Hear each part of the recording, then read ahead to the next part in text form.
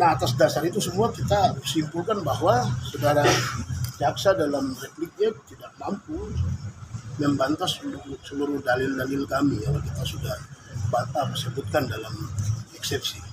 Yang berikutnya berkaitan dengan saksi yang ahli yang dihadirkan oleh jaksa dalam kasus klien kami Victor Yemo. Tadi kami mendapatkan keterangannya adalah Pak Dr. Aprianus Salam. Beliau adalah dosen di kampus UGM Yogyakarta dan juga kepala prodi bahasa. Dari keterangan yang disampaikan tadi kami simpulkan bahwa beliau menyampaikan analisanya atas fakta peristiwa tanggal 19 Agustus 2019 dan juga 28 Agustus 2019 yang mana itu berkaitan dengan fakta. Semestinya seorang ahli itu dalam memberikan keterangan ahlinya tidak boleh bicara tentang fakta. Tapi kami mendapatkan kesimpulan tadi bahwa si ahli hanya berpegang pada fakta yang diberikan oleh penyidik, yang mana itu berkaitan dengan fakta kasus. Semestinya tidak boleh itu. Dan kami juga mendapatkan beberapa kejanggalan-kejanggalan seperti beliau adalah ahli bahasa tapi kemudian bisa memberikan keterangan seakan-akan ahli pidana untuk membuktikan unsur-unsur dalam tindak pidana yang dituduhkan kepada klien. Yang berikutnya lagi, beliau secara tegas menyebutkan bahwa antara definisi rasisme dan juga definisi Papua Merdeka, makar dan juga referendum itu tidak memiliki unsur yang sesuai. Artinya itu berbeda-beda dan secara konsep pengertiannya itu beda. Gitu. Nah di sini kami secara yakin menyimpulkan bahwa beliau sendiri yang menyampaikan bahwa rasisme tidak bisa diartikan sebagai makar. Rasisme juga tidak bisa diartikan sebagai referendum. Atas dasar itu kembali pada kesimpulan kita di awal bahwa ahli yang akan dihadirkan untuk kemudian menjelaskan definisi makar adalah rasisme atau rasisme adalah makar, itu benar nih. Di sini tadi tidak terbukti. Gitu. Beda, ahli sendiri yang menyampaikan. Atas dasar itulah kami kembali pada satu kesimpulan bahwa ini adalah peradilan sesat. Kenapa peradilan sesat?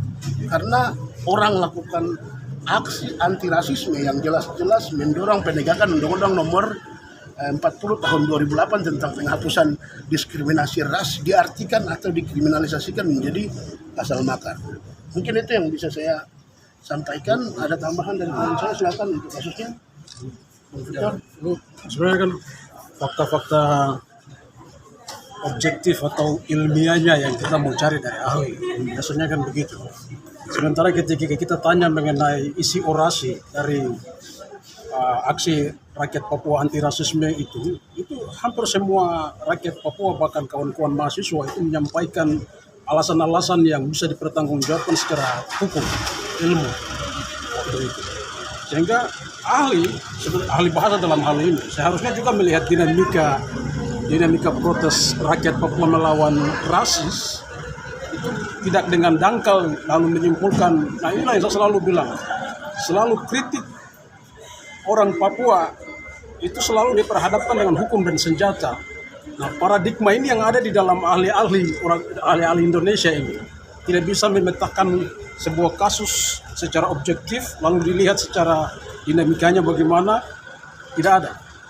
Kalau mau lihat tadi itu kan tidak ada dedah waktu kita tanya mengenai misalnya kenapa orang Papua ketika dia tolak rasisme itu dia meneriakan dia adalah Papua Merdeka? Apa hubungannya dengan itu?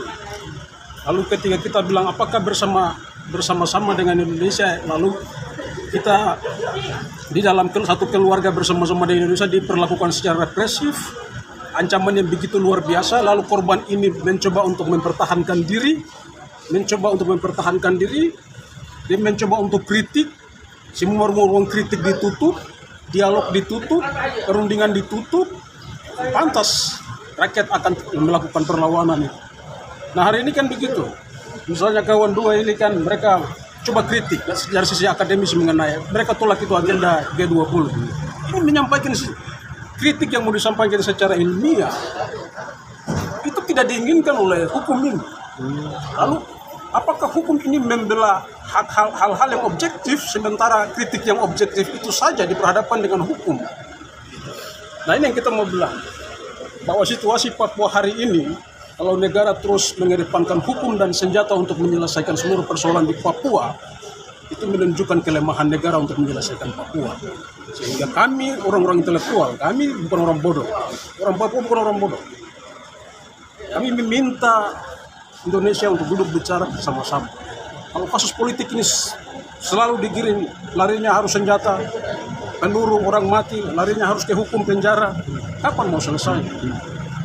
Sehingga ahli-ahli ini juga sebenarnya harus berkontribusi untuk memberikan jalan keluar bagi konflik. Itu yang kita